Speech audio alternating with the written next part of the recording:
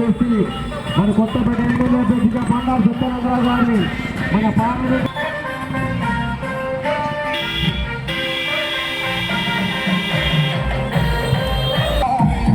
క్రితం 15.5 ఎకరాల భూమి ఈ దేవస్థాన భూమిని సేకరించి పట్టాలు ఇవ్వడానికి లిస్టులు తయారు చేసి ఇచ్చే ముందు ఎన్నికలు రావడం, ఎన్నికలు అయ్యాక ఇద్దామనుకోవడం, ఈ లోపల నేను ఓడిపోవడం. ఆ రోజున ఈ 15.5 ఎకరాల కాలనీ ఈ రోజున ఎంత అభివృద్ధి చెంది ఎంతో మందికి ఇక్కడ ఆసరా ఇచ్చి ఇంత చక్కగా కాలనీ తయారవడం చాలా ఆనందంగాను సంతోషంగాను ఉంది.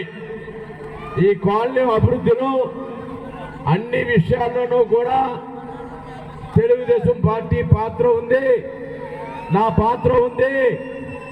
నా సహకారంతో కేవీ సత్యనారాయణ రెడ్డి గారు గత తెలుగుదేశం ప్రభుత్వ హయాంలో 14 నుంచి 19 మధ్య కాలంలో మన కాలనీలో సిమెంట్ రోడ్లు, డ్రైన్లు అన్నీ కూడా, కరెంటు అన్నీ కూడా పూర్తి చేయడం జరిగింది.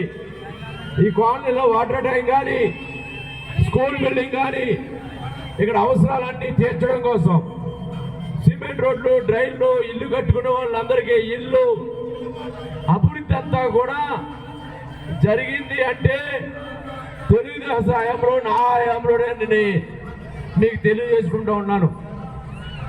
దాని ఫలాలు ఈరోజు చూస్తూ ఉంటే ఎంతో మంది మధ్యతరగతి వారు, పేదలు, పిల్ల పాపలతో చిన్న చిన్న వారందరూ కూడా ఇక్కడ ఈ రకంగా ఈ కాలనీ అభివృద్ధిలో ఉండి ఇక్కడ ఉన్న ఈ యొక్క వాతావరణం అది చూస్తూ ఉంటే చాలా ఆనందంగా సంతోషంగానూ ఉంది. దీన్ని ఇంకా ఏ విధమైన అవసరాలు ఉన్నా అవన్నీ కూడా రేపు వచ్చే ప్రభుత్వం ఈ ఎన్డీఏ ప్రభుత్వం చంద్రబాబు నాయుడు గారు ముఖ్యమంత్రి కాబోతూ ఉన్నారు. ఆఖరిగా ఎదురుకుండా ఉన్న భద్రగాలి పుంత ఆ సిమెంట్ రోడ్డు కూడా మనమే, ఆ రోడ్లన్నీ కూడా మనమే అభివృద్ధి చేసుకోవడం జరిగింది. స్కూల్ బిల్డింగు, కమ్యూనిటీ హాల్ నిర్మాణానికి కూడా గత ప్రభుత్వంలో 5 ఏళ్ల క్రితం శంకుస్థాపన చేయించాం. ఇంచుమించు 70 లక్షల రూపాయలు శాంక్షన్ చేయించాం కమ్యూనిటీ హాల్కి.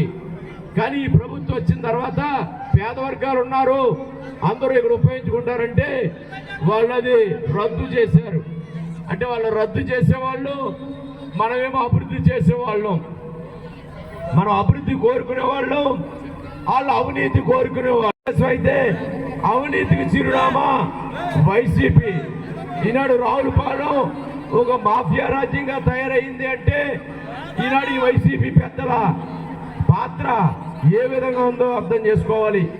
గంజాయి కూడా ఇక్కడ విచ్చలవిడిగా సరఫరా అయ్యే పరిస్థితి ఉందంటే దానికి కారకులు ఎవరు? ఎందుకు గంజాయి ఇంత విచ్చలవిడిగా సరఫరా జరుగుతూ ఉంది?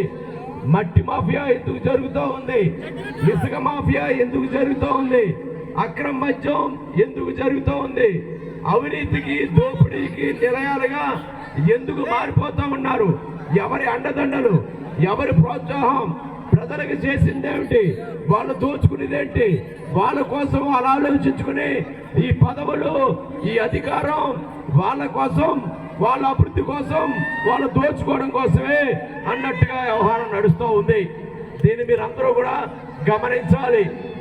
మన గ్రామం బాగుపడాలి, ఇంకా మన ప్రజలు బాగుండాలి, అభివృద్ధి సంక్షేమం బాగా అందాలి.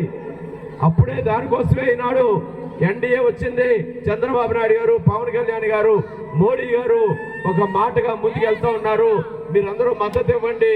ఎన్డీఏ అభ్యర్థిగా పోటీ చేస్తున్న నన్ను, హరీష్ బాలు గారిని సైకిల్ గుర్తుపై ఓటు వేసి గెలిపించవలసిగా కోరుకుంటూ, ఈ కాలనీ నాకు ఏ విధమైన అనుమానం లేదు, కాలనీ ప్రజానికి అంతా కూడా ఎన్డీఏ ఉన్నారు. బండారు సత్యానందరావు ఎమ్మెల్యే కావాలని కోరుకుంటా ఉన్నారు. మీ అభిమానం మరవలేం, మీ రుణం తీర్చుకోలేం. ఈ కాలనీకి ఎంత మేరకు, ఏ మేరకు అభివృద్ధి చేయాలో అంతా చేసి తీరుతాం.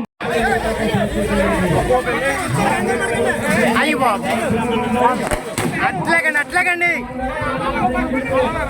ఎదరగలండి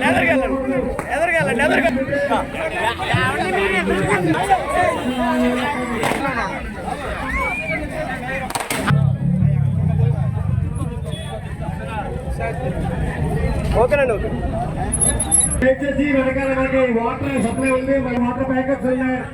ఎవరికైనా ఇబ్బంది కలిగితే తాగని తల్లి ఎదురు పంపించు. సత్కరించారు. సైకిల్ గుర్తు ఫౌండేషన్ 4,000 వస్తుంది. వికలాంగులకైతే 6,000 వస్తుంది. 100% వికలాంగులు 15,000 సంవత్సరాలు వస్తుంది. అదే మన సైకిల్ గుర్తు గుర్తొస్తే 1,500 వస్తాయి. సంవత్సరానికి 18,000 రూపాయలు బియ్యం మీద పోతున్న ప్రతిసారి